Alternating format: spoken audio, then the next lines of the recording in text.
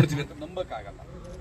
ಹಾಗಾಗಿ ನಾವು ಹೆಚ್ಚಿನ ಜನಜಾಗೃತಿಯನ್ನು ಮೂಡಿಸ್ತಾ ಹೋದ್ರೆ ಆ ಒತ್ತಡ ಸರ್ಕಾರದ ಮೇಲೆ ಬರುತ್ತೆ. ಒಂದು ಎರಡನೇದು, 2 ತಿಂಗಳು ಅವಧಿ ತಗೊಂಡಂತಹ ಈ ಸರ್ಕಾರದಲ್ಲಿ ಸಮಾಜ ಕಲ್ಯಾಣ ಇಲಾಖೆ ಸಚಿವರಾಗಿದ್ದಂತಹ HC ಮಾದೇವಪ್ಪನವರು ಬ್ಯಾಕ್ಲಾಗ್ ಮತ್ತೆ ಹೊಸ ನೇಮಕಾತಿಗಳನ್ನ ಮತ್ತು ಬಡ್ತಿ ನೇಮಕಾತಿಗಳನ್ನ ಮಾಡ್ತಾ ಇದ್ದಾರೆ. ಇದು ಅಕ್ರಮ, ಕಾನೂನು ಬಾಹಿರ. ಯಾಕೆಂತಂದ್ರೆ ಕ್ಯಾಬಿನೆಟ್ ಅಲ್ಲಿ ಆದಂತಹ ಡಿಸಿಷನ್ ನ ವೈಲೇಷನ್ ಮಾಡಿ ಅವ್ರು ಮಾಡ್ತಾ ಇದ್ದಾರೆ.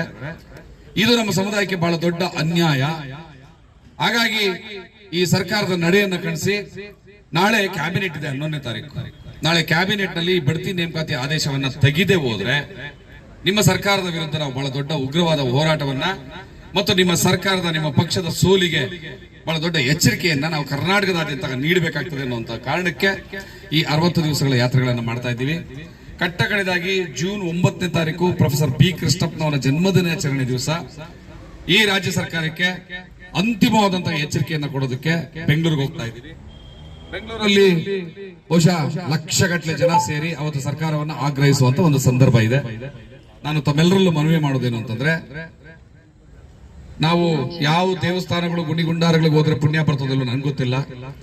ಅವತ್ತು ಜೂನ್ 9ನೇ ತಾರೀಕು ಬೆಂಗಳೂರಿಗೆ ಬಂದ್ರೆ ನಿಮ್ಮ ಮಕ್ಕಳ ಭವಿಷ್ಯವನ್ನ ಕಾಪಾಡುವಂತಹ ಒಳ ಮೀಸಲಾತಿಯ ಹಕ್ಕು ನಮಗೆ ಸಿಗುತ್ತೆ. ಆ ಕಾರಣಕ್ಕೆ ನೀವು ಸಾವಿರಾರು ಸಂಖ್ಯೆಯಲ್ಲಿ ಬೆಂಗಳೂರಿಗೆ ಬರಬೇಕು ಅಂತ ನಿಮ್ಮೆಲ್ಲರಲ್ಲೂ ಕೂಡ ಪ್ರಾರ್ಥನೆ ಮಾಡ್ಕೊಳ್ತಾ, ಇಲ್ಲಿ ನೆರೆದಿರುವಂತಹ ಮಾಧ್ಯಮ ಮಿತ್ರರಲ್ಲಿ ನಾನು ಕೇಳ್ಕೊಳ್ಳೋದೇನು ಅಂತಂದ್ರೆ, ನಮ್ಮ ಉದ್ದೇಶ ಸರಿ ಇದೆ ಅನ್ಸಿದ್ರೆ, ನಾವು ನಿಜವಾಗ್ಲೂ ಶೋಷಣೆಗೊಳಪಟ್ಟಿದ್ದೀವಿ, ಈ ಸರ್ಕಾರಗಳು ಇಲ್ಲದೆ ಇರೋ ನೆಪಗಳನ್ನ ಹೇಳಿ ನಮ್ಮನ್ನು ವಂಚನೆ ಮಾಡ್ತಾ ಇದೆ, ಜಾತಿವಾದವನ್ನ ಮೈಗತ್ತಿಸ್ಕೊಂಡಿರುವಂತ ರೋಗಿಷ್ಠ ಮನಸ್ಥಿತಿಗಳು ಕಳೆದ 35 ವರ್ಷಗಳ ಹೋರಾಟವನ್ನ ನಮ್ಮನ್ನ ಕಡೆಗಣಿಸಿ ನಮ್ಮನ್ನ ನೋವಲ್ಲೇ ದೂಡ್ತಾ ಇದ್ದಾರೆ. ನಮ್ಮ ಸರ್ಕಾರಿ ನೌಕರರು ಕಣ್ಣೀರಾಗ್ತಾ ಇದ್ದಾರೆ, ಬಡ್ತಿಗಳು ಆಗ್ತಾ ಇದಾವೆ, ನಮಗೆ ಸಿಗ್ತಾ ಇಲ್ಲ ನ್ಯಾಯ ಅಂತ.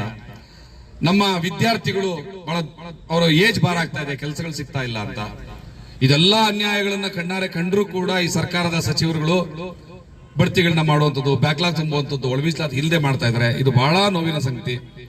ಈ ವಿಚಾರವನ್ನ, ನಮ್ಮ ಎಚ್ಚರಿಕೆ ಮತ್ತು ನಮ್ಮ ನೋವನ್ನ ಎರಡನ್ನೂ ಸರ್ಕಾರಕ್ಕೂ ಮತ್ತು ಜನಸಾಮಾನ್ಯರಿಗೂ ತಲುಪಿಸುವಂತ ಕೆಲಸವನ್ನ ದಯಮಾಡಿ ಮಾಡಬೇಕು ಅಂತ ಮಾಧ್ಯಮ ಮಿತ್ರರಲ್ಲಿ ನಾನು ಕೇಳ್ಕೊಳ್ತಾ, ಮತ್ತೆ ಈ ಕಾರ್ಯಕ್ರಮಕ್ಕೆ ಇಲ್ಲಿ ಬಹಳ ಹೃದಯಪೂರ್ವಕವಾದಂತಹ ಸ್ವಾಗತವನ್ನು ಕೊಡದಂತಹ KR ಪೇಟೆ ಎಲ್ಲ ನನ್ನ ಬಂಧುಗಳಿಗೆ ಧನ್ಯವಾದಗಳನ್ನ ಅರ್ಪಿಸ್ತಾ, ನಮಗೆ ಎಸ್ಕಾರ್ಟ್ ಸೇವೆಯನ್ನು ನೀಡ್ತಾ ಇರುವಂತಹ ಪೊಲೀಸ್ನವ್ರಿಗೂ ನಾವು ಧನ್ಯವಾದ ಸಲ್ಲಿಸ್ತಾ, ನಮ್ಮ ಮುಂದಿನ ಊರಿಗೆ ಪ್ರಯಾಣ ಮಾಡೋದಕ್ಕೆ ಅವಕಾಶ ಮಾಡಿಕೊಡ್ಬೇಕು ಅಂತ ತಮ್ಮೆಲ್ಲರೂ ಕೇಳ್ತಾ ನನ್ನ ಮಾತಿಗೆ ಒಂದು ವಿರಾಮವನ್ನು ಹಾಕ್ತಾ ಇದ್ದೀನಿ. ತಮ್ಮೆಲ್ಲರೂ ಶುಭವಾಗಲಿ.